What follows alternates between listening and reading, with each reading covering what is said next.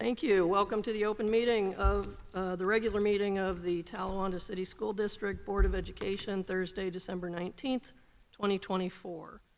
It is recommended that the board exit the executive session and return to the regular board meeting. Do I have a motion? So moved. Do I have a second? Second. Well, everyone wants to get moving.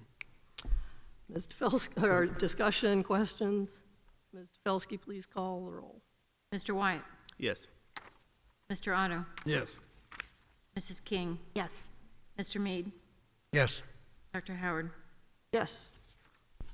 It is recommended that the board approve the agenda as presented. Do I have a motion? So moved. Do I have a second? Second. Any questions or discussions? Ms. Tefelsky, please call the vote. Mr. Otto. Yes. Mrs. King. Yes. Mr. Mead. Yes. Mr. Wyatt. Yes. Dr. Howard. Yes, thank you. If everyone would please stand for the pledge. To the flag of the United States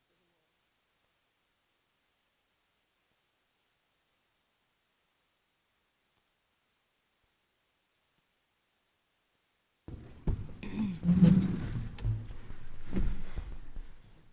All right, Butler Technology and Career Development School Liaison Report, Mr. Mead.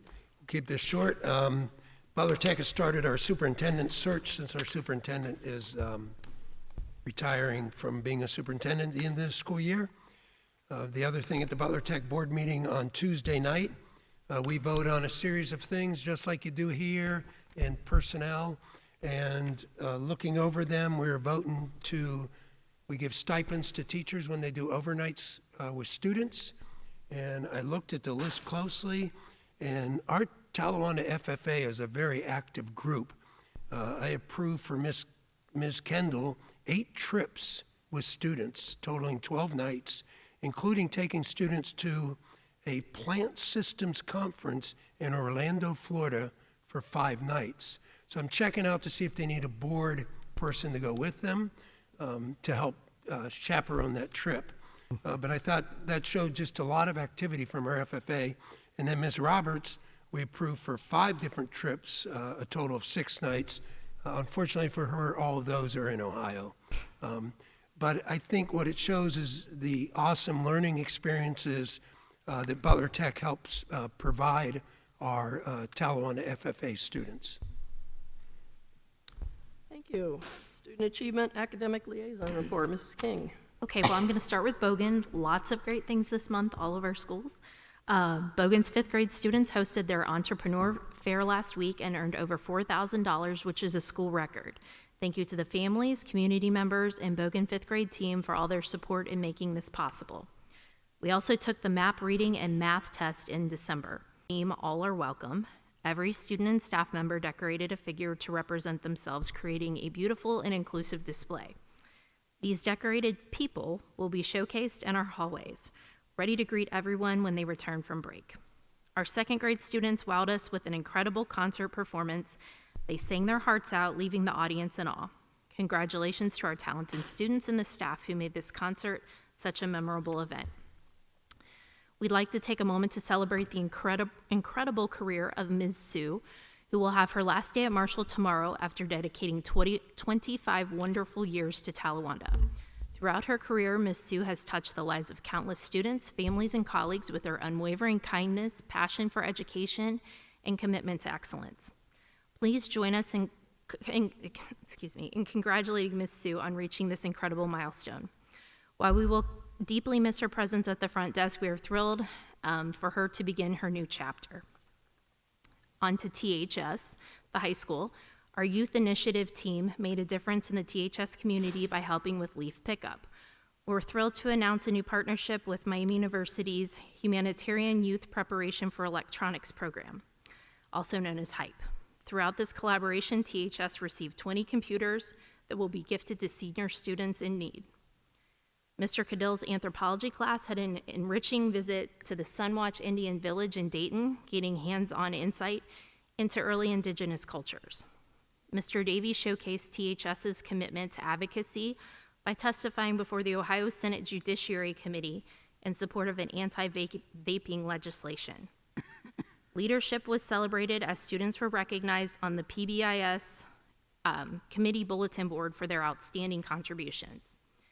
In health education, Mr. Brown's class learned life-saving skills through CPR training and the Stop the Bleed program. Shout out to Mrs. Jones at Marshall Elementary for hosting a fantastic Spark Day. 7 THS students, I hope I don't really destroy these names. Poppy Cosma, Kenzie Etler, Taryn Davey, Isabella Cordy, Alexa LeMay, Kylie Cobb, and Paisley Kirby shared their unique sparks with the Marshall family, inspiring younger students and spreading positivity. On to Kramer. Our students have finished their winter map testing. We've had fun holiday activities tied to our new Bookworms curriculum into the lessons. Our Kramer K kids were bell ringers for the Kiwanis. This helped benefit the Talawanda Oxford Pantry and social services known as TOPS. Our 5th graders had their holiday concert last week. Our 5th graders will be heading to Music Hall on Friday to see the Nutcracker. Moving on to Talawanda FFA. Leadership Night. This year we took 27 FFA members to Claremont Northeast High School for the Ohio FFA Leadership Night. We also donated over 40 items to help with Hurricane Helene relief. We learned about the many different levels of leadership and how we could find our way to lead. The parliamentary procedure team went to sub-districts and districts. Both teams placed first in sub-districts and sixth in the district contest. The November members of the month were Jake Algier, Alex Yelton, Bailey Oakes, Sydney Doherty, and Chloe McIntosh. For food science, we had 9 students compete in the Big Walnut Invitational. The chapter placed first in both divisions. Hunter G got first, Addison R got second, and they led the way. 6 students placed in the top 20. There were over 230 students from 34 schools and 4 states that competed. Lastly, the update from Talawanda Middle School.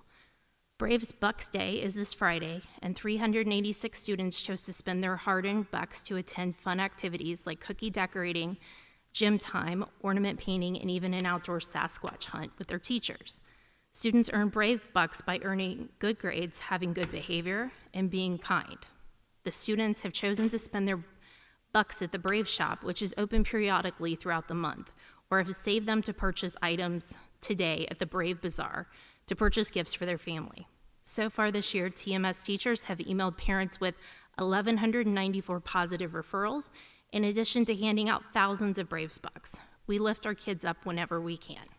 Thank you. Thank you. Arts and athletics, I just want to say thank you to all arts and athletics faculty, staff, families, and students for the creative and athletic experiences that students have participated in this fall. Participation has been very strong at concerts, plays, art shows, and sporting events, and we are looking forward to an equally strong winter and spring season. Great. Resolutions and presentations. Do we have our online thing worked out? It was kind of frozen there for a minute.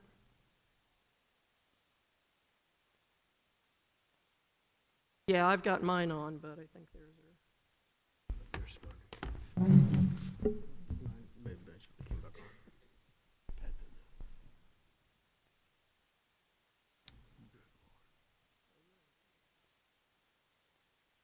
I can share my screen with you.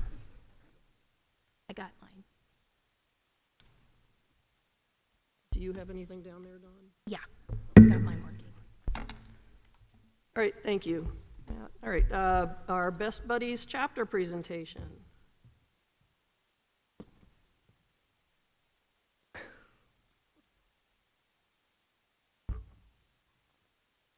Hello. First of all, thank you so much for allowing the Best Buddies chapter to present tonight. We appreciate it a lot. We reached out about a month ago, and we appreciate you letting us take a few minutes to speak.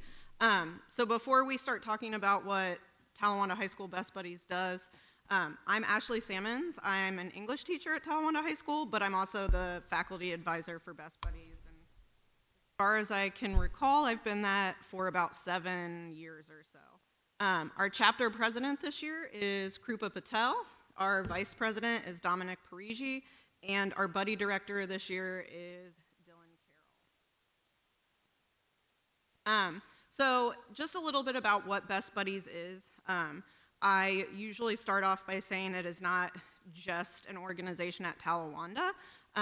Miami University here in town actually has one of the largest Best Buddies chapters in the state of Ohio. So it's only natural that we also have a chapter here at Talawanda High School. So you can see it's an international nonprofit organization. The big goal of Best Buddies is to foster inclusion with one-to-one friendship matches. So what that means is students fill out applications to be a part of the chapter, and then they're matched in one-to-one friendship matches between a student with an intellectual or developmental disability and then a student without. At Talawanda, I really think it's about promoting inclusion at our school, making our students with disabilities feel like they're a part of the normal high school experience, from attending dances to being a part of an extracurricular. That's a really important part of that, but then also providing friendships for those students. Our club, typically we meet twice per month. So we have regular chapter meetings.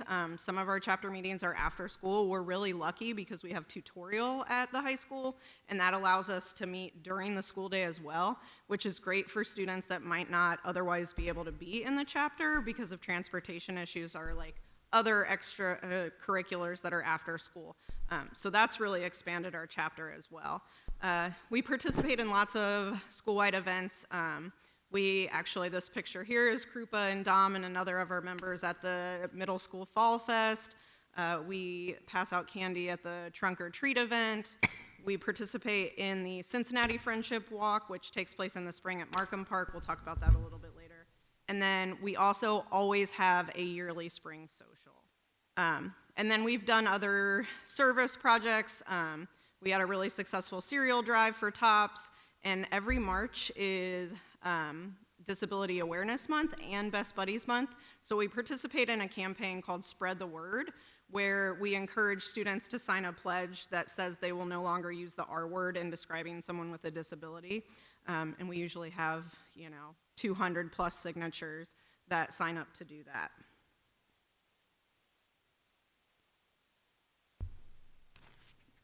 So I talked about this a little bit, and I'm going to let Krupa and Dom chime in too.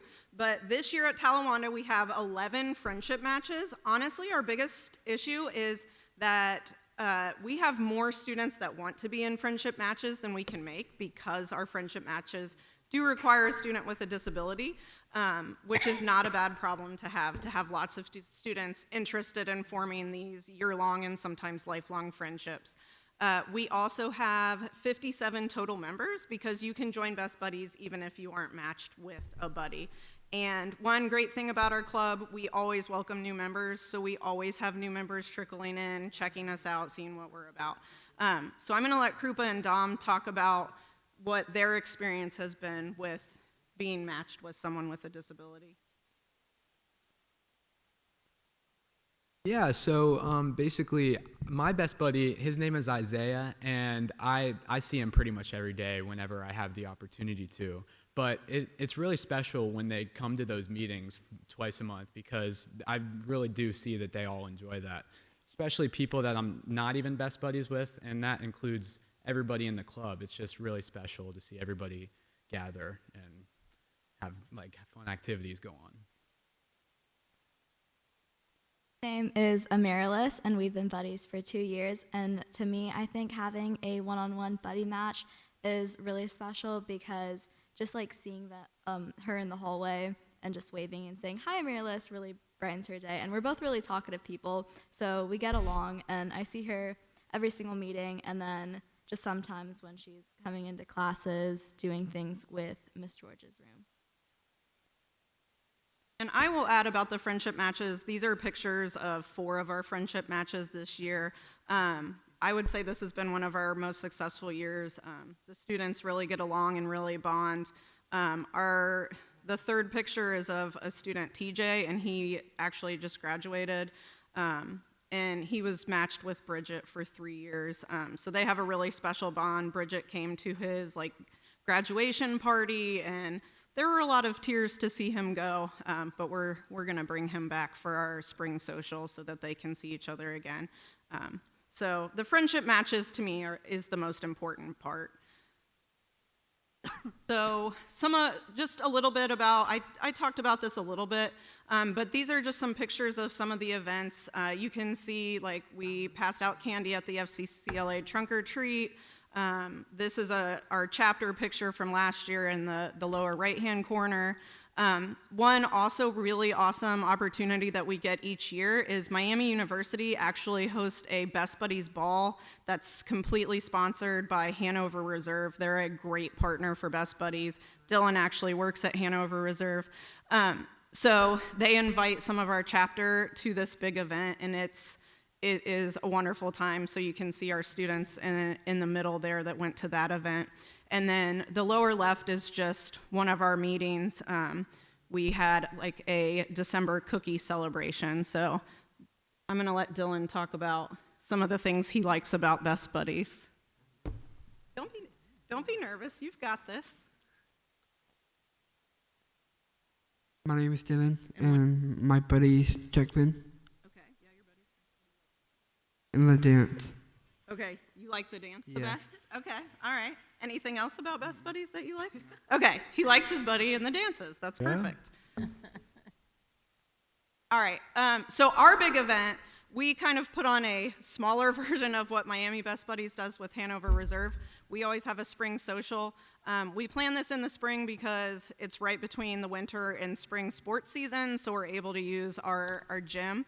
And we try to make this dance as inclusive as possible, so we have dancing in the gym, but we also have lots of other activities because for some of our students with disabilities, going to homecoming is just too overstimulating. It's too loud, there's hundreds of people there. So this is on a smaller scale.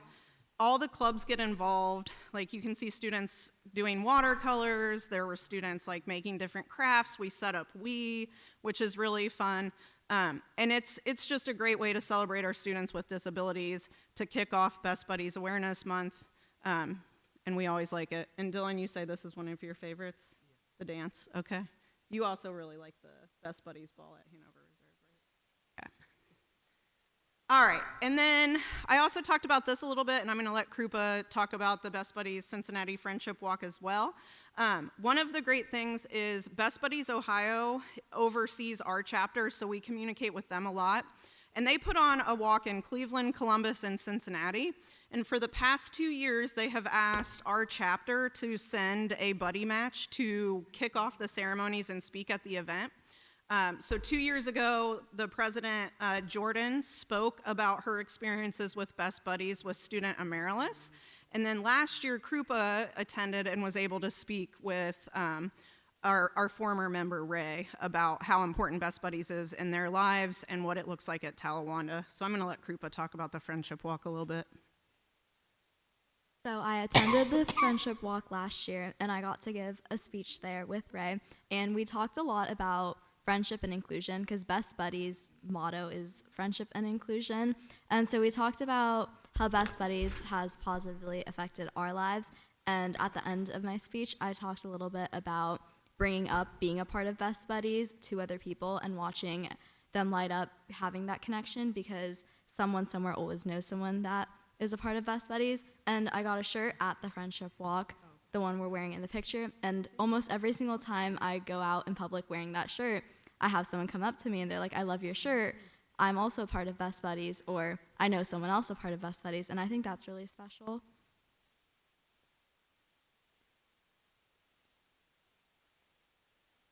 All right, so just a little bit about our future events that are coming up. So obviously we'll have our Best Buddies Spring Social in early March. Another plan that we have this year is to try to reach out to middle schoolers so that when they do come to the high school, they're more interested in joining our Best Buddies chapter.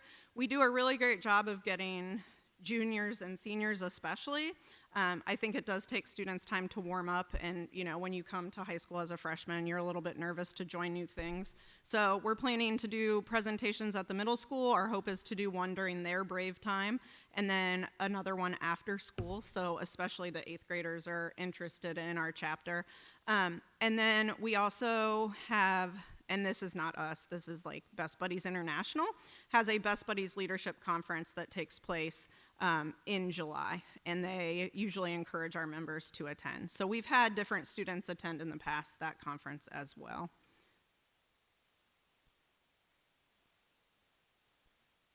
Okay, so that's a little bit about Talawanda Best Buddies. I would just put a plug that we're always accepting new members. We want to grow our chapter. We want to provide our students with disabilities the opportunities to make lots of friends. So the more people that are in our chapter, the more inclusive Talawanda can be. So. Thank you. Thank you so much. Thank you. I was just smiling the whole time y'all were talking. What a great group, and thank you so much for your participation. Anybody else have anything you want to add? All right, our Diversity and Equity Committee update.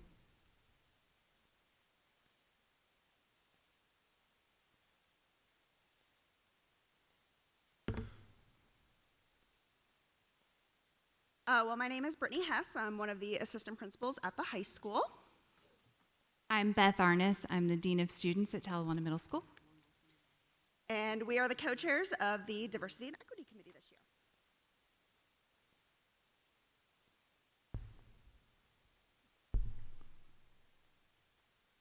year. So the goal of the Diversity and Equity Committee is to help create a school climate that embraces diversity, equity, and inclusion while supporting personal and academic growth. The Diversity and Equity Plan has 5 sections, each detailed with specific action steps. As a committee this year, we decided that we wanted to narrow our focus, and we're going to focus in on 2 areas in hopes of best utilizing our time. When we had our first quarter meeting this fall, we decided that our first focus area that our committee wanted to close in on was to recruit, hire, and retain more diverse teachers, administrators, and staff. Our committee recognizes that continuing to improve recruitment of diverse staff only improves the perspective, performance, and engagement of all staff members.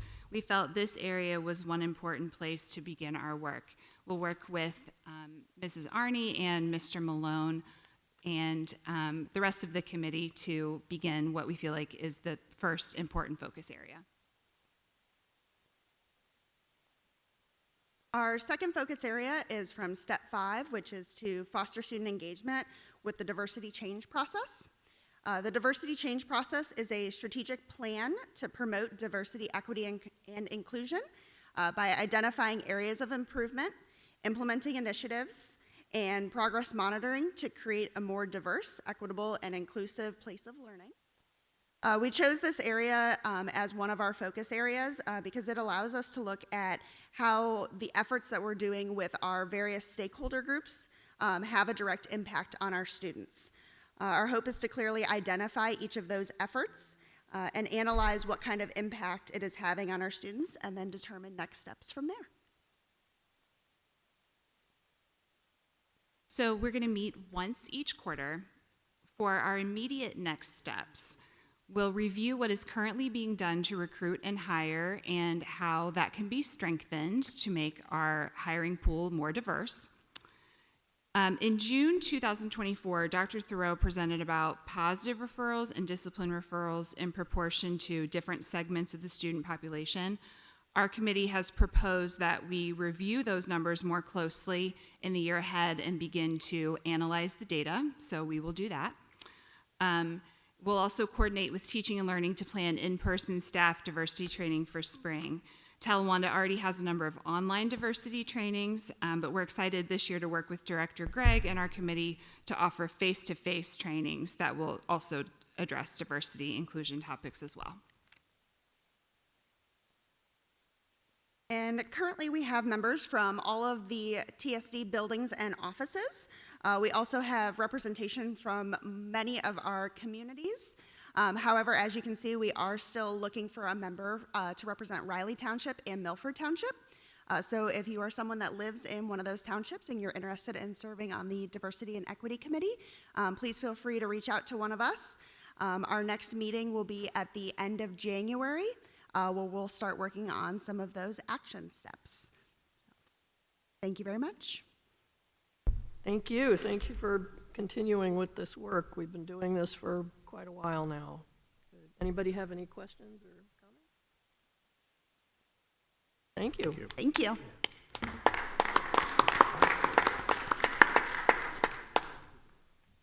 And Mr. Malone, first reading of a new policy.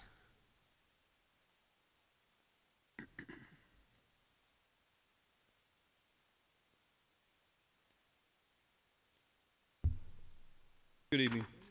I wasn't sure if you wanted me to read through the summary or if there were questions about the first reading of the new policy. I can do it either way. I think, again, you've posted the link to it if people want to read. It's a pretty long policy, but am I correct that this is in response to a legislative effort that we now have this? Correct, yes. Can you say a little bit about that? Yeah, so it's, so the summary I kind of put together, it says the board aims to create an environment where employees and students can freely express their personal beliefs, political opinions, and affiliations without fear of repercussions. Prohibits requiring employees and applicants or students to adopt specific political or ideological views and ensures these beliefs won't affect employment evaluations, career progressions, or academic performance. This policy upholds academic freedom, permits disciplinary action for legal violations, and maintains transparency by making relevant policies and training materials publicly available. So the policies 2265 is protections of individual beliefs, affiliations, ideals, principles of political movement. It is a new policy. Thank you. Does anybody have any questions for Mr. Malone? All right. Thank you.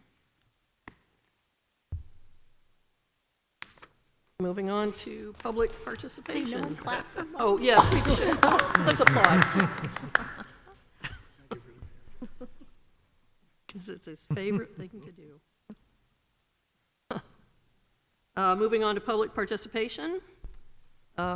Just reminders, usual reminders, 3 minutes per person, 30 minutes total. Anyone who is a resident or has a student in the district with an interest in the business of the board or the district can address the board. Please remember to address the board as a board. Do not address any individuals, and please do not address the audience. This is our time to hear from you, so we are here to listen. First on the list, we have Scotty King.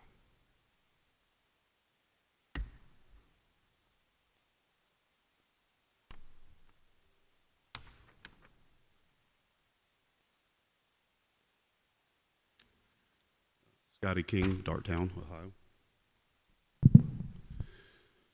I'm here tonight to read a statement that was prepared by a Talawanda School District parent who asked me to read this to the board on their behalf. I'm not involved in this issue, but it's very important to this parent that it is shared and that other parents know about this. The statement is stated the following, quote, "This week while assisting my child with an exam preparation, I discovered that my child has access to the teacher's calendars online. Upon further investigation, I found out that several personal entities were present from the Talawanda staff members, and I also noticed that more than half of the administration calendars are publicly inaccessible to anyone. Anyone with the Talawanda School District Google Calendar can view students' IEPs, linked with the invitations to the meeting, as well as information about expulsions, disciplinary hearing, phone numbers, home addresses, email accounts, and other information. Anyone in the district with access to a Talawanda School District email account, this means students, teachers, board members, any staff, teachers that got an email, any parents that chooses to get on their child's computer can literally view what is supposed to be legally protected, confidential information. This situation is concerning and likely constitutes another violation of FERPA regulation. The parents whose children attend the school district have the right to know, as do the staff members, whose privacy has been violated by the Talawanda administration by allowing for this information to be made accessible for any online format. You can expect to receive FERPA violation submissions and perhaps Title IX complaints as well, unquote. Thank you. Thank you. Next up, we have Maria Lindley.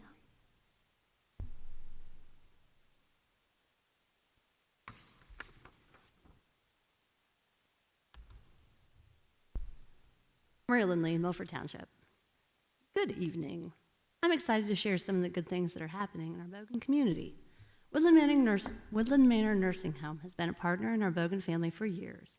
Each year, my third grade class participates in a pen pal program with some of the residents of Woodland. This activity benefits my students as well as the residents. The students get practice in some critical writing skills as well as allowing them the opportunity to share things that are important to them. They are learning to explain activities in such a way that the reader understands what is being conveyed. Then they edit their writing to make sure writing conventions have been followed, including the form of a friendly letter. The children are very excited to receive letters in return and hear about the lives of their pen pal. It's an opportunity for the residents to share memories with the children while the children are learning about life at a different time and sometimes place. With the idea of giving back to the community, and in the case our seniors, the students make lap blankets for our wheelchair friends at Woodland Manor. This project provides gifts for some of the residents to unwrap at their Christmas party. We discuss the limitations of the residents and how some of these lap blankets help keep some of the residents warm in their wheelchairs. The students use their listening skills, nodding skills, and wrapping skills to complete this project. Making digital holiday cards has also become an annual event. Marie Klein, our art teacher, is very good at digital art and has taught the children many tricks of the trade. They use what they have learned to create a digital slideshow of wonderful pictures to make different holiday events. These pictures are shown during the meals at Woodland through the Christmas holiday. The slideshow that's shown is made up this year of the third graders, but last year the fifth graders also did a art pen pal with the residents at Woodland. Third grade is on board this year with creating placemats, so they also have a festive holiday meal placemat. Last Tuesday, some of the current and retired Bogan staff and their children, with the addition of a new principal, made the trip to Woodland Manor for our annual sing. As an added bonus this year, some of the K kids from Bonus and even a member of the Board of Education staff and her entire family joined in the caroling. While we were singing to the residents in the assisted living, a Girl Scout group was at the other end of the building going door to door to sing to those who were unable to make it over to the assisted living room. Some of those children were also from Bogan, with Deb Pitts, who used to be our music teacher, at the piano and bells in everyone's hands. We had a great time, but then we always do. This is an annual event. We are thrilled that Deb continues to play and sing with us even after she's retired. We're thankful that Woodland has allowed us to be part of their extended family. Before COVID, my students used to go to visit their pen pals at the end of the year. It was a fantastic experience. The children performed plays and then ate their lunch with their pen pal. You have 10 seconds. They even visited the ice cream parlor. All right, I'm going to jump down to the owners and operators of Woodland Manor are Talawanda graduates. They've seen many of their teachers and administrators go through Woodland. They have a unique connection to Bogan and the Talawanda School District because some of their children and grandchildren have been Bogan and THS students. This is a community connection that I hope will continue long after I retire. Thank you. Thank you. Chelsea Pike.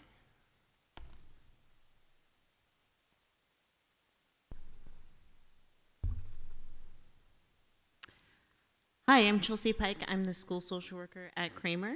I wanted to share about a program at Kramer called Breakfast Club, which is something I get to help plan and coordinate with other Talawanda staff and community partners. Breakfast Club has had several different iterations over the years, but it originated with a few Kramer teachers who wanted to invest in students at Kramer's neighboring apartment complex, Parkview Arms, though we've always welcomed any student who wanted to join. Breakfast Club is free, and sometimes it's been before school, right now it's after school, but the idea has always been walk over to PVA, get students, and provide extracurricular, enriching activities at Kramer once a week. It's rapport building with the students' caregivers because we meet their parents when we walk them home. We get to know them and our Kramer staff, our teachers, counselors, cafeteria staff, etc., volunteer their time to be a part of the program. We've written grants to help fund our activities. We also partner and plan with a coalition who provides snacks but also collects data on improved attendance and behavior for kids who participate. We partner with the Lane Library, and they bring books and the most fun crafts you've ever seen every week. A few examples of some of the things we've done at Breakfast Club include yoga. We've played board games. We've listened to musicians sing and play guitar. We listened to a real-life adventure of a scuba diver. We've read books and gone on trips to the library, community park, and pool. My job is often heavy. I'm routinely involved in responding to crises, whether they're social, emotional, or emergent resource issues. And what I love about Breakfast Club is it isn't heavy, it's light. It's a time Kramer staff can do what they do best, and that is being intentional and proactive in building relationships with students. This is preventative work, and most importantly, it's fun. This is just one example of Kramer staff being intentional in building enriching relationships with students. I can think of many, many other examples. I think of our custodian playing Uno with fifth graders at lunch, our secretaries keeping crafts and fidgets in their desks for kids who need daily check-ins, and our principal has students request to eat lunch with him nearly every day. I could go on, but I'll end with this. It's amazing to work alongside the Kramer staff and see all the fun and creative ways they invest in students beyond academics. And thank you for letting me share a little bit about Breakfast Club and Kramer. I sincerely appreciate your time. Thank you. Thank you. Amy Clay.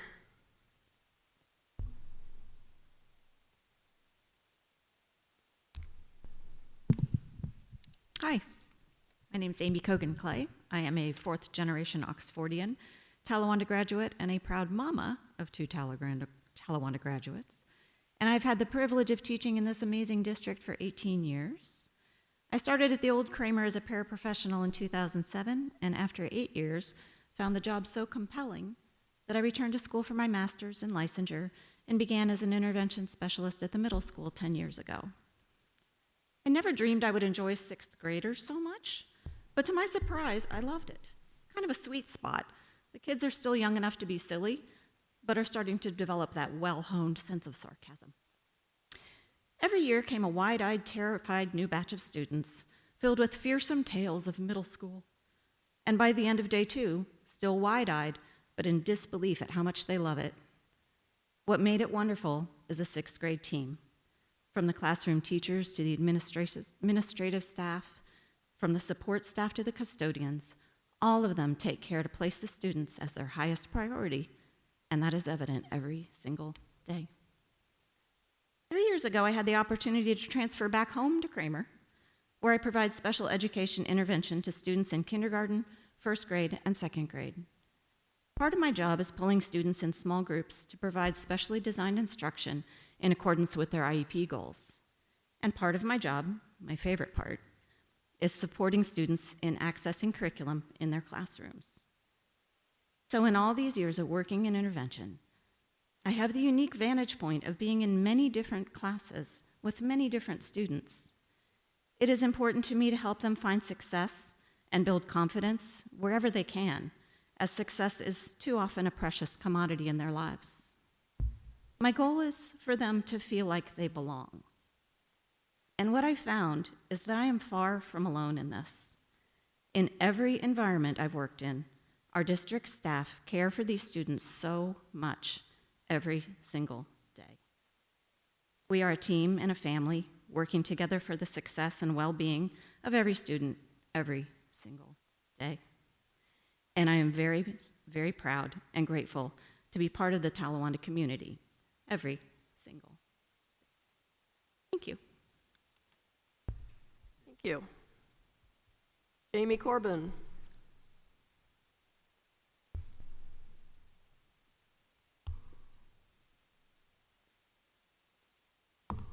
Good evening. Jamie Corbin, Oxford resident. I want to extend a thank you on behalf of my colleagues and fellow parents for recording these meetings and making them available online. For many of us who care for the next generation, there's a lot of work to be done after the school day ends, and we appreciate the easy access to board business. Tonight, in the spirit of joy and hope and love for our neighbors, I want to talk about the incredibly valuable resource that is the steady stream of parent support at Kramer. I'll start in my own classroom. Board, I want you to know that my students' parents, every time I send out a request for supplies or volunteer hours, make me emotional with how quickly and completely they respond. And I want to publicly thank these grown-ups for their enthusiasm and trust for the learning we're doing in class. It's because of their generosity that we've been able to keep our class snack bin filled for kids who experience food insecurity and enrich our studies with special wants that don't make the cut when it comes to budgeting for needs. Next, I want to move to the hallways, where on any given day, you'll find parent volunteers stepping in to give students extra one-on-one support, waiting to come in and be a guest speaker or reader, making copies, or pushing a cart of books to reward students who are logging their reading hours at home. These parents understand that we're working within an unrealistic do more with less model, and that there's always something more that can be done if they're willing to pay the cost with their own time. Not every parent has a work schedule that allows for volunteering during the school day, so I'd be remiss without saying a quick word about our PTG. The parent-teacher group meets regularly to make sure every kid is getting their needs met while they're at Kramer, and that every teacher feels seen and appreciated. The unseen work this group of parents puts into our school's success is nothing short of heroic. They raise funds so that our students can experience learning outside the classroom with field trips. They ease the stress of conferences by making sure teachers have a meal that night. They create opportunities for community and teamwork to grow. Some parents with small businesses even go so far as to sponsor events like the Kramer Carnival or a Goggin ice skating night. My point, board, is this. It's easy to sit behind a keyboard complaining, bullying, and be what we call in second grade a drama stirrer-upper when you disagree with something or someone, but actions speak so much louder than words. And Kramer parents' actions, and I suspect my colleagues at other schools could share similar instances of support, indicate that there are many, many parents who are rolling up their sleeves and getting actual skin in the game when it comes to serving our students. And tonight, I just wanted to call grateful attention to some of those actions, collaborations that are so humbly and genuine that they often go unseen and unheard by the general public. I want you to know, board, that there's a contingent of Talawanda stakeholders who might not be shouting into the microphones at board meetings or sending email after email to board members because they're busy doing the work alongside their children and the educators entrusted to teach them, because they know that at the end of the day, we're all on the same team. Thank you for the opportunity to share tonight, and I hope your holiday season is full of joy and love. Thank you. Mike Dittman.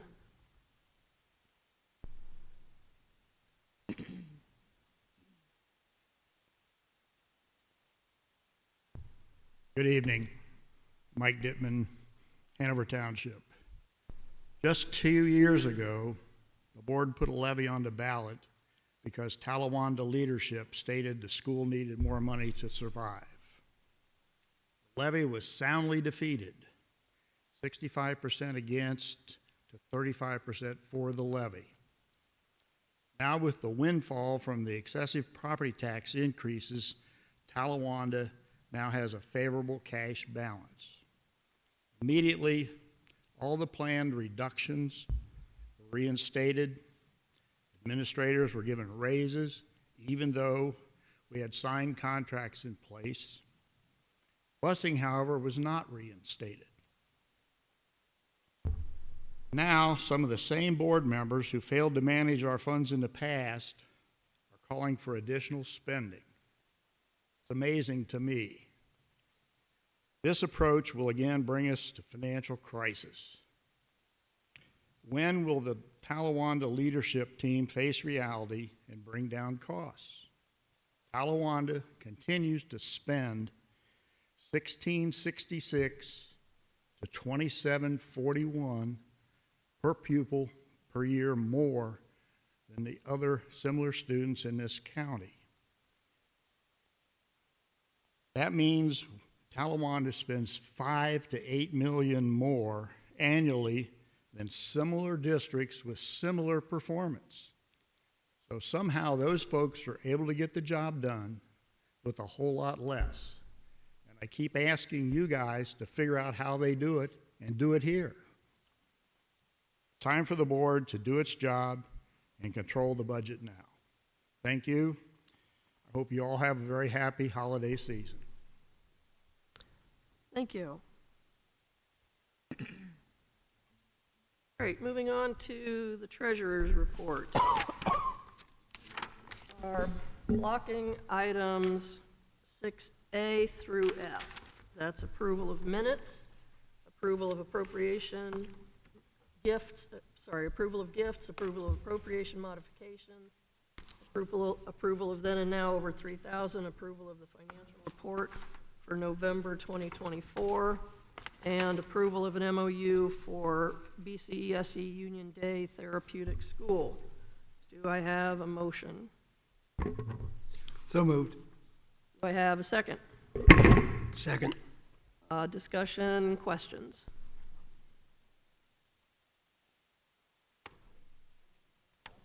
Call the vote. Mr. Otto? Yes. Mr. Mead? Yes. Mrs. King? Yes. Mr. Wyatt? Yes. Dr. Howard? Yes. Motion passes. Item 6G was removed from the agenda previously. We're now at item 6H, approval of OSBA membership for the calendar year 2025 at a cost of $9,278. Do I have a motion? So moved. Do I have a second? Second. Any discussion or questions? Ms. Tefelsky, please call the vote.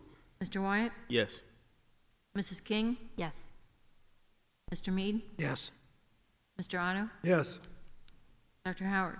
Yes. Motion passes. Right, item 6I, resolution to authorize the superintendent and/or treasurer to enter into a contract for removal and installation of the THS turf field. It's recommended that the board approve this resolution authorizing superintendent or treasurer enter a contract with the Moats Group for the removal and installation of the THS turf field. Do I have a motion? So moved. I have a second. Second. I'm sorry, who was the second? Okay, thank you. Any discussion or questions? I was just going to say, I know this is a high cost, but if we're going to have athletes that play sports that require an athletic field, we need to provide a surface that's safe. And I've been on that field, I've seen it, and it's so far past, you know, the expected life of it. I mean, it's not money that we love, you know, that I love voting on to spend, but I think it's really necessary for the students. And we heard and again, we had that work session where we heard the two proposals and again, weighing those proposals. I'm certainly comfortable going with the Moats bid. Especially since that's the one we currently have, and it has lasted so much longer, so. And they That would be perform great. everything in-house. They don't outsource anything. That was an additional benefit that I saw in listening to the two companies give their presentations. And Jake said how quickly they come with any issue, you know. I'd like to thank everybody that put their time and effort into this. Appreciate that we're very conscious of how we're spending the dollars, so thank you. And once again, this is coming out of permanent improvement funds, not the general fund. And we knew this was coming too. I mean, We've done known this for 4 or 5 years. Yeah. We've extended it well past its expected lifetime. Any other questions or comments? Mrs. King? Yes.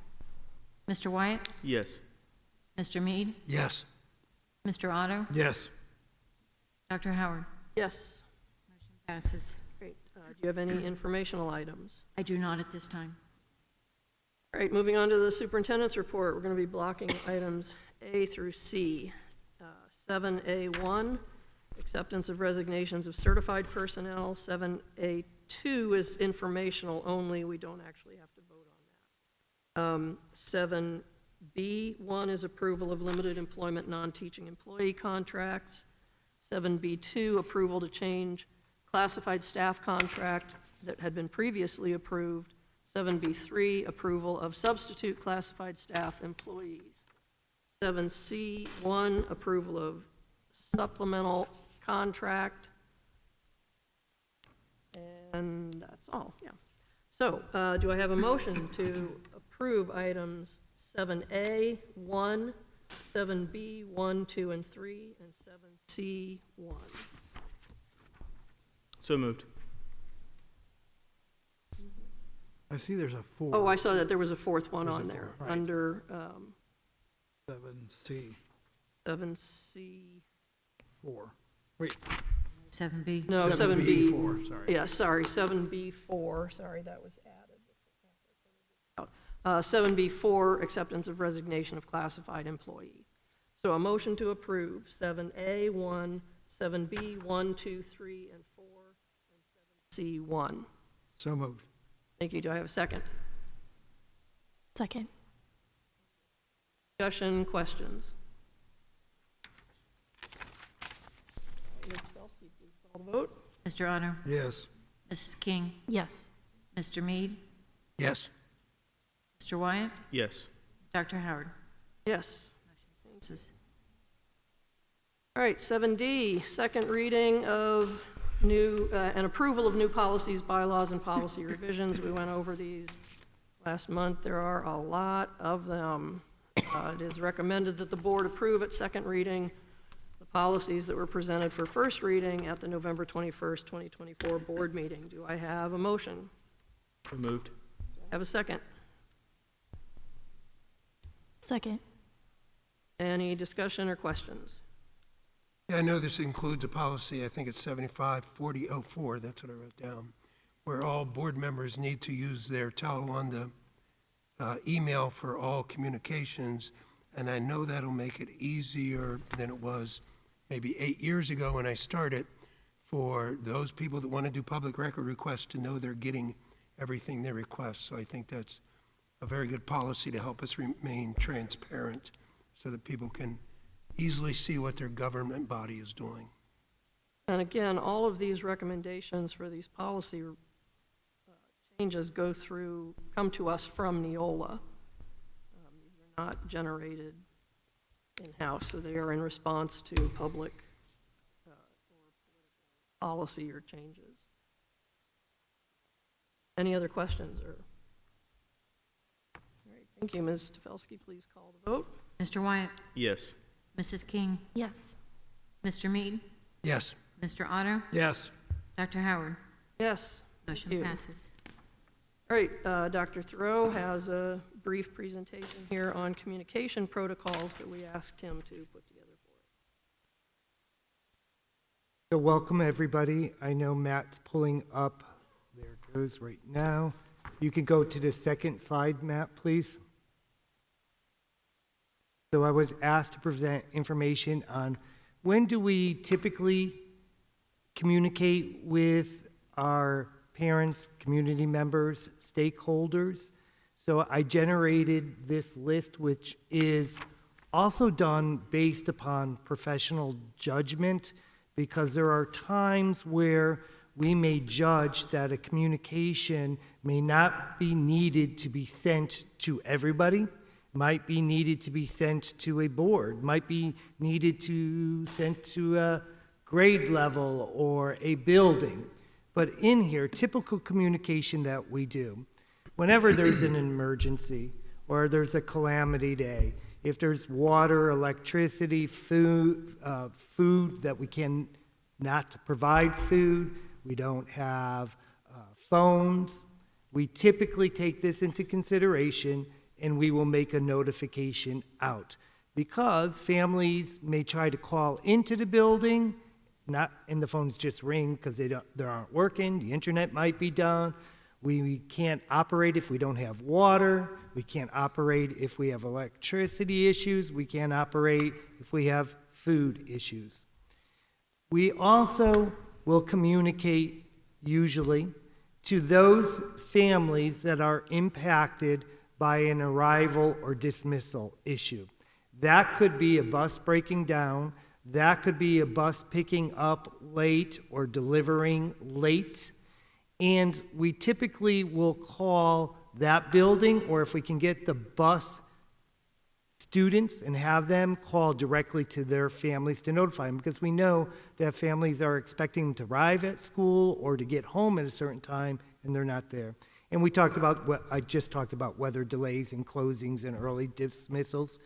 Please note that there's a change with this system. We used to have an old system called Springmire that we all used, and that information went to the Dayton television stations as well as the Cincinnati television stations. That's no longer in existence. There is a system in place to notify for the Cincinnati, but not the Dayton system. So we use our all-call system, our text messaging. We also ask families to look at our website because we put information on there.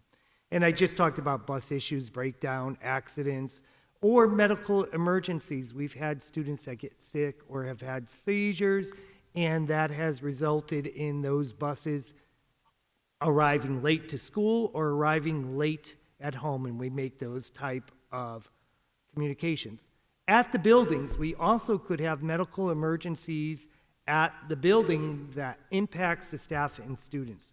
Sometimes we may need to go into a lockdown to clear the hallways because there's a medical emergency, like a seizure or something like that, and we need to get a medical team into the building to get to the staff.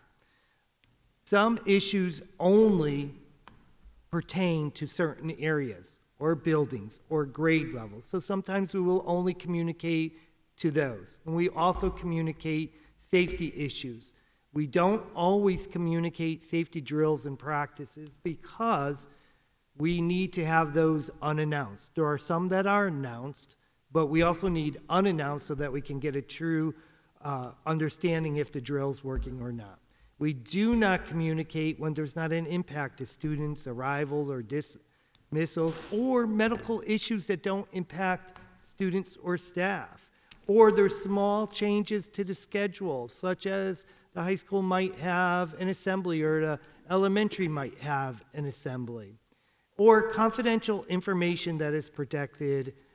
Investigations, we do not share that as well, that's protected. We do not share information or issues, again, that do not impact students or staff families. And I mentioned the drills and practices, and I've already mentioned investigations. Matt, can you go to the next slide, please? And what communication tools do we use? We have an all-call system. It calls phone numbers. We have an email system. We have a text system that we use. It's very important to note that our parents and families, that you don't block us. And if you choose to block us from one or more of that, you will not get an all-call or an email or a text message. We also communicate on our website.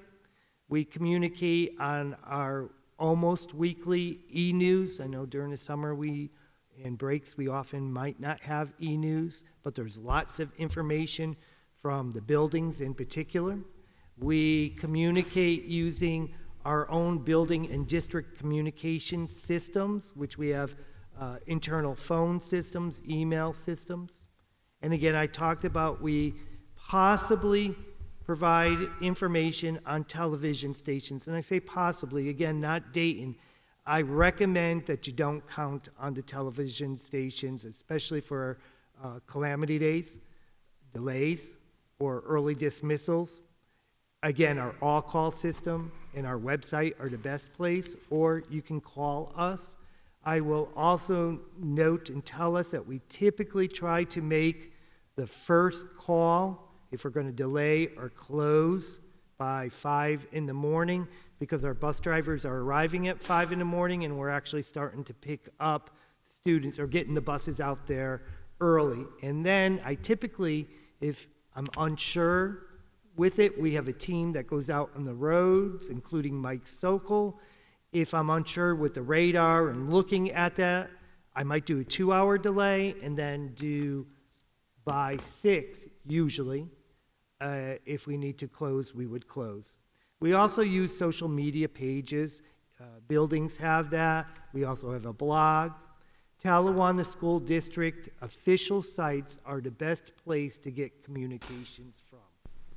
We also, as I said earlier, make professional judgment calls. So sometimes something that was in an area that we stated we won't share, we do share, because we feel it may have an impact on students or staff, or there may be a need to clarify information that's being out there, or we may be getting quite a few calls or emails that are asking the same question, and it might be a reason to send out information. So that's my presentation that I was asked to do. If you have any questions or comments, let me know, please. Oh, thank you for that. I think there's just some, confusion and expectation on the part of the public sometimes. I get it. And we Get it. all have kind of a heightened sense of, there's so much information out there, and information often is transmitted immediately, and so why don't we know about this immediately? So I think just having clarification around when we do provide immediate information, when there might be a delay in that information, and when there's just some information that we just do not share for legal or privacy reasons. So thank you, and you made a really good point. Our first response, reactions, what we're doing is always going to be about the safety of staff and students. Communication's always going to come second, right? Because we need to make sure we're working on that. A closing, a delay, that's immediate, but that's not usually an incident. But a medical emergency is something we want to make sure that we take care of that student or staff that's experiencing it first. And then if it's affecting students, like a bus is being delayed, we make those type of conversations. And I get that people want to know all of the information. I believe if you look at other school districts, you're not getting as much information that we put out to our community members and our stakeholders. I'll be honest, sometimes I think we over-communicate. Being a guardian of a Kramer parent, when I get an email about some minor incident that happened to Marshall or some text message, I'm thinking, I didn't really need to know that. It did not affect my child in any way. And sometimes I think we put those out because we're so worried about the rumor mill of people talking over the fence on their clotheslines, or they do it differently nowadays, I think, on Facebook. That we're putting them out in anticipation of the distortion that Facebook is, when it really wasn't information I needed. And to be honest, most people aren't on Facebook, and I wouldn't see those distortions, and I would probably live my life just as happily not knowing about that minor incident at Marshall that was taken care of by the professionals we hire to take care of those things. But that's just my opinion on what I consider over communication. But I'm not a communication expert, no media experience at all, so I will admit that I'm a bit naive there. But that's just want to say that.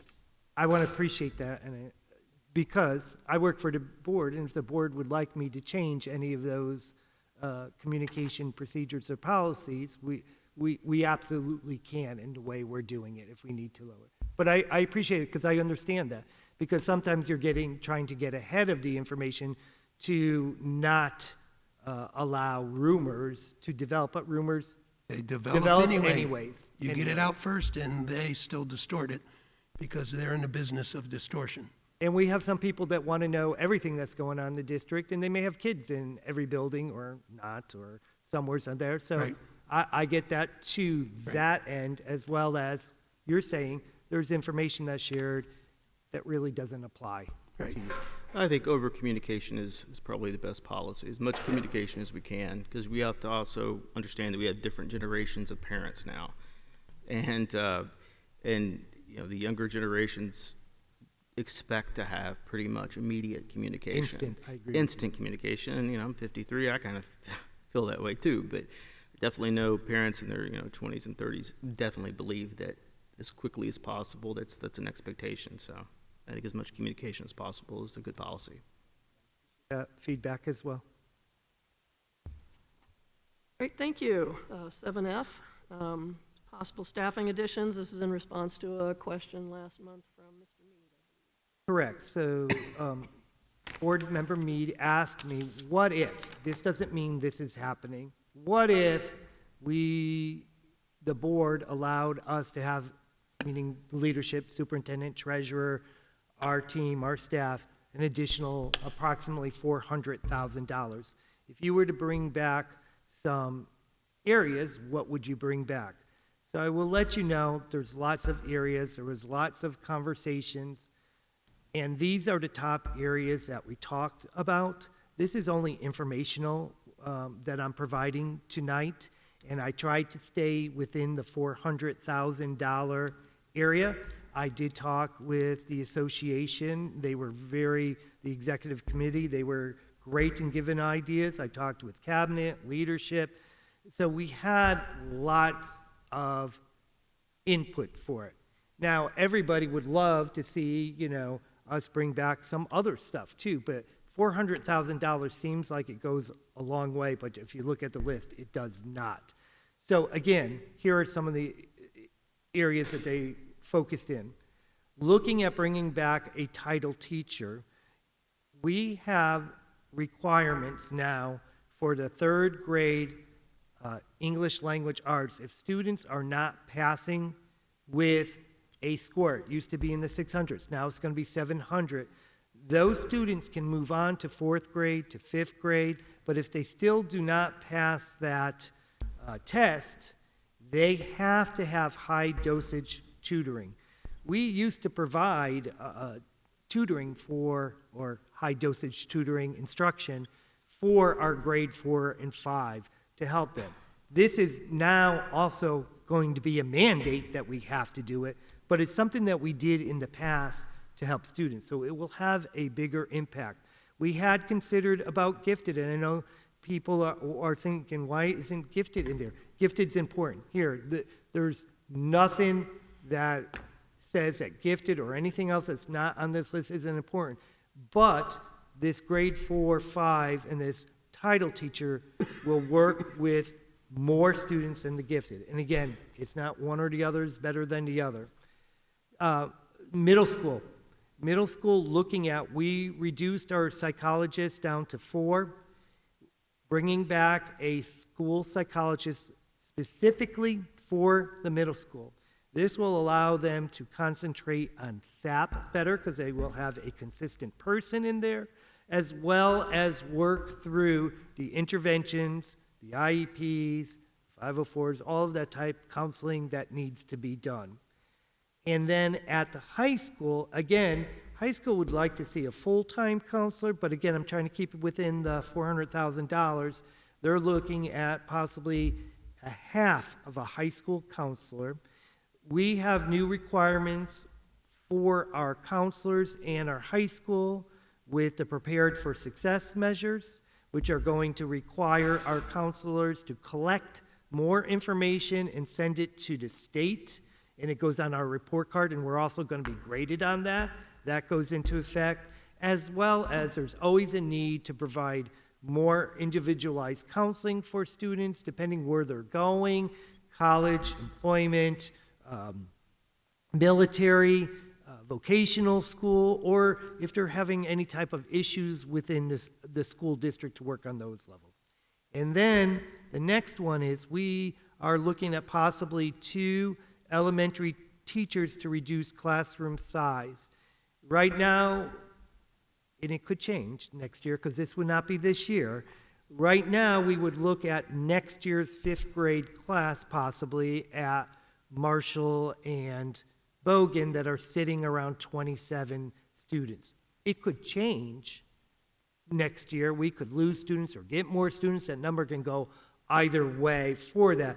But having that ability, if, say 5th grade went down and it went down to like 25, but we saw 2nd grade go up to like 25, 27, that might be the change. So giving that flexibility to be able to look at the numbers and put that in. And again, when you add all of this up, it may create a bumping situation. What do I mean by a bumping situation? So, I'm sorry, I missed one more. The district level instructional coach. The district level instructional coach, we used to have coaches that helped go into the classrooms, coach staff members that needed to be coached, as well as provide supports to like curriculum adoptions, fidelity checks, working with that, having a person with Lindsay Gregg, because those are the only two people, would help improve our curriculum adoptions and coaching of staff. Now, going back to that, the domino effect. So say a teacher with experience goes into, if this was to pass, goes into the district level instructional coach, he or she may be at step A, step 10, not at a lower step. But then his or her position would be possibly posted, and if nobody internal applies for it, and we get an external, we could possibly get it at a lower amount. So the savings, when I'm trying to figure out how much money, even though this costs more, we might have a little bit of savings on this end for the filling of it, the domino effect, if that makes sense. So I wanted to explain, so that's why there's a range of how much this possibly could cost. And again, I am just providing information, and if the board wants to move forward with exploring this more or putting it into January's or some other time frame, I'm willing to do that. Again, we had many people involved in the development of this list. Questions or? Thank you. Again, thank you for engaging so many stakeholders within the district and putting this together. And again, we're not taking any action on this tonight. If we do want to bring these back, they would need to be brought back before we do the May forecast. So as we're planning for next year's budget. I totally agree. If you're going to do, if they want to bring back some, you wouldn't pick and cherry pick. You would give me the amount of money. I just wanted to give you an idea of what we were going at. But yes, Shauna needs time to be able to include, if anything, was to be brought back into the 5-year forecast. Absolutely. So as far as time frame, you're thinking early next year, February, March, before? Yes, I would say, and What's Shauna the could check- latest? I would say not due later than March. Okay. Because we need to give Shauna time to start putting that information. And we have that domino effect that's going to occur. So the 400,000 might be 380, I'm Right. making up or something. I understand. Thank you. Yep. I'm just going to add in real quick that this could be a 360 ad, this could be a $485,000 ad next year, but going through layering that through the forecast and adding in the percentage increase for salary steps and the, not potential, the definite increase in healthcare, that 360 ad layered throughout the 4 years would be 1.8 million. The 485,000 layered throughout the 4 years would be 2.5 million. So I do want to caution the board on how much they add and when they add it. Thank you for the info. Informational items. Reminder that all offices will be closed during the holiday break, December 23rd through January 3rd, unless an appointment is made. We want to wish everybody a great and safe, happy holiday season. Students return later this year. We start off with a work session and professional development, so students will not return until January 8th. So they're going to have a nice long vacation, and I think we need that because we are seeing the flu and a gastrointestinal bug going around. In fact, we have an outbreak at Kramer, and we're seeing it throughout all of the buildings, but we not only have staff, but we have students affected, and we have some 5th grade classrooms in particular sitting with 4 to 6 kids in the classroom because they're all out ill. So take the time, rest, use proper hygiene, have a great, safe time, and hopefully we'll get a snow day or something. I look forward to snow days. I'm sure kids do too in January sometime. Great. Items from board members. First, we need to confirm our organizational board meeting. proposed at January 9th, 2025 at 6:30 p.m. Here in the PAC. That meeting begins with the, again, our organization election of officers. And then the regular board meeting starts at 7 p.m. following that organizational meeting. For that organizational meeting, we need to appoint a president pro tem just to do that first organizational part.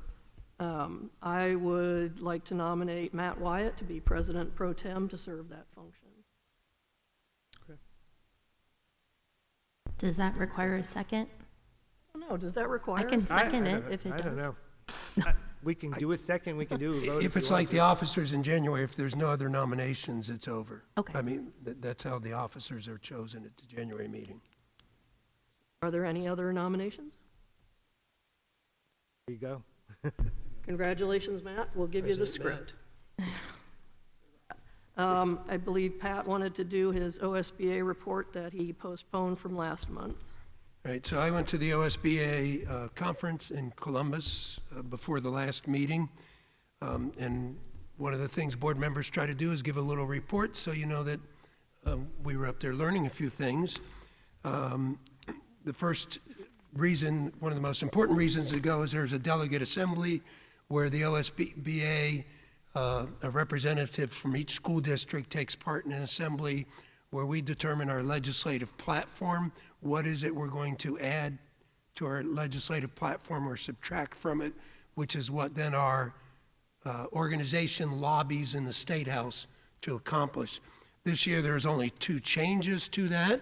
If you wanted to see the whole thing, you can go to the OSBA website and find their whole legislative platform, all 900 some pages of it. But there were a couple changes. One is the Assembly approved instructing our organization to lobby the legislator that school districts in charge for labor cost for open record request. So if we could convince the state legislator to go along with that, people that did open record requests would be required to pay labor cost. I find that kind of sad, but a lot of school districts are being hit with repeated continual harassment requests, basically, you know, to harass staff. And apparently that's going across the state. The other thing added was language on TIFs and CRAs. And this is, a TIF is a tax increment financing agreement, and CRAs is a community, part of the Community Reinvestment Act. And what that is, when a local government maybe opens up a development, they give the developer some tax breaks. Well, those tax breaks include keeping some money coming to the schools. And that can be a difficult thing for schools if you add a huge subdivision with many more students, but you're going to get less tax money for 10 or 15 years. Shauna's nodding her head. And so the OSBA is now going to lobby that schools be exempt from these agreements so that when a local government gives a tax break to somebody, the schools will still get their money for their part of it. I know in Oxford, I've talked to our city manager in the city, and he said that he would never ask for residential developments because he understands that's bringing students. He doesn't think it's fair to exclude the schools. He may ask for it for industrial things that don't add students to our list. So he has already has some understanding of that difficulty. Besides going to the delegate assembly, I'm a member of the Southwest Regional School Board Association. So I took a couple turns at our booth, basically answering questions from newer members in the Southwest region. Checked out the trade show, have some stuff that'll continue to bug Mr. Hubbard and Dr. Throw about solar arrays to help us lower electric cost before these opportunities go away, and had some information for Amy Machesko on a organization that I think fits well in with her healthy community group. Some of the sessions I went to, I go to the case law one anytime I go because It's fascinating to see all the different laws that are affecting school districts and how they might play out. And I usually sit there and say, boy, we're lucky at Talawanda. Dr. Thoreau really knows his stuff, and we have good lawyers. And that's usually the take I have from listening to all these difficulties that school districts have. So it's very interesting. Went to some on community engagement and communications things, and then went to one called Becoming a Go-To District, where a district that was disintegrating basically because of a dysfunctional board. Took a few years to place people on the board to help it function again, and realize that our job as board members is to invest in our students and their success. And that was an interesting little story. But all in all, I would recommend to newer members to try to attend at least once in your term that OSBA conference. It is a good chance to have time to sit and talk with school board members from across the state and to learn some things about being a school board member and how to do that. So that is what I did there. I just have one quick note. We do have the staff members identified who have agreed to be on the Communication Policy Review Committee, and I will be in touch with people after the holidays to get a meeting scheduled for that committee. Any other items from board members? Sure. I love to hear from the teachers who have been coming. It's nice to hear things that build up our community and show all the things our students and staff are doing. We get to hear up here sometimes people that want to tear things down. It's really nice to hear from people that want to build things up, so thank you very much. It's a pleasure to hear from you. My recommendation is keep coming. It helps us be more tolerable, so thank you. And I just wanted to share some information that I got. So I spoke to our Neola representative. Neola is the company that writes our policies that Mike has been nice enough to read to us the last several months. He informed me that there's no policy that prevents board members from reaching out to administrators or vice versa. That would be a policy in the 1000 series, and it does not exist. I am personally tired of being told that I'm violating policy by reaching out to administrators, so no policy exists. Also, I was talking to him about policy 3112 and 4112, policies that prevent classified and certified staff from reaching out to board members and vice versa. I explained how I wasn't happy with them. I was interested in possibly changing, removing them. I explained how they've been used to prevent employees from reaching out to board members about board business, including votes that we will be taking. He told me that that is not at all the purpose of these policies. They're only used as a chain of command, basically for personnel issues. The policy is only a best practices policies anyway. They are not backed by any statute or law. So he also told me, and I quote, "You do not have a policy problem. You have a superintendent problem," unquote. These policies are not meant to silence TSD employees. It is my understanding that employees should not have been warned, reprimanded, or whatever you want to call it for emailing me about the busing vote that the board took last March. I want to personally apologize to any employee that this might have happened to. I also was just going to, I'm kind of confused about the email, Google email data breach thing, what's going on with that. I don't know. Maybe that is something we need to look into. If people can actually access IEP's student and employee information. You know, and if that's true, that individual should have gone to the superintendent and say, you have a security issue, let's solve it. By bringing it out in public, then people will go test that out, and he will actually have people looking at students' IEPs, and apparently he's not concerned about those students. If he was, this would have been handled differently.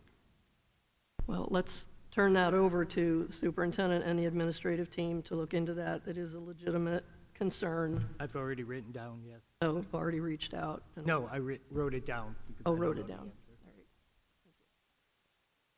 Any other items from board members?